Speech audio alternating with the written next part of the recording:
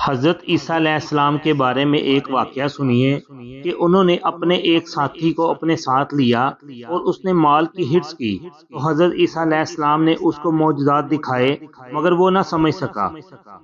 ایک آدمی حضرت عیسیٰ بن مریم علیہ السلام کی خدمت میں آیا اور اس نے عرض کیا، اے اللہ کے نبی، کیا میں آپ کے ساتھ رہ سکتا ہوں؟ حضرت عیسیٰ علیہ السلام نے اس کو اجازت فرما دی۔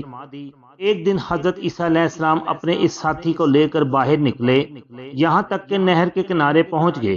دونوں بیٹھ گئے اور کھانا کھایا۔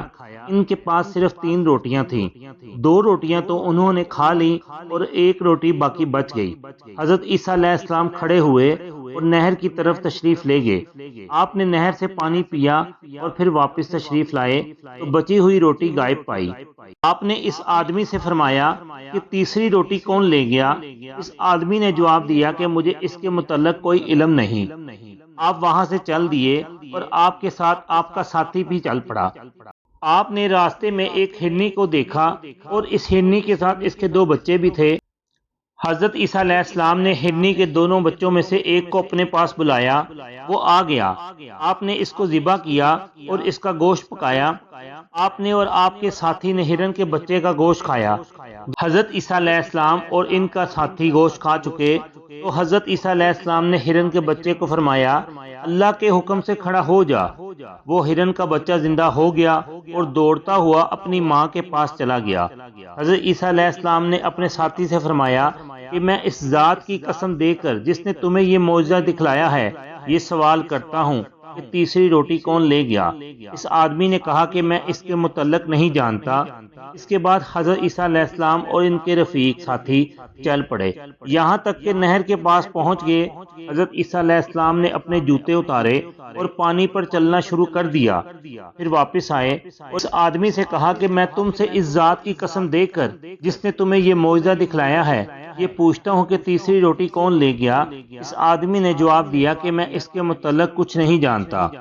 حضرت عیسیٰ علیہ السلام اپنے ساتھی کے ہمراہ چل پڑے، یہاں تک کہ ایک میدان میں پہنچ گئے۔ وہ دونوں وہاں بیٹھ گئے۔ حضرت عیسیٰ علیہ السلام نے میدان سے مٹی اور ریت اٹھائی اور ان کو حکم دیا کہ اللہ کے حکم سے سونا بن جاؤ۔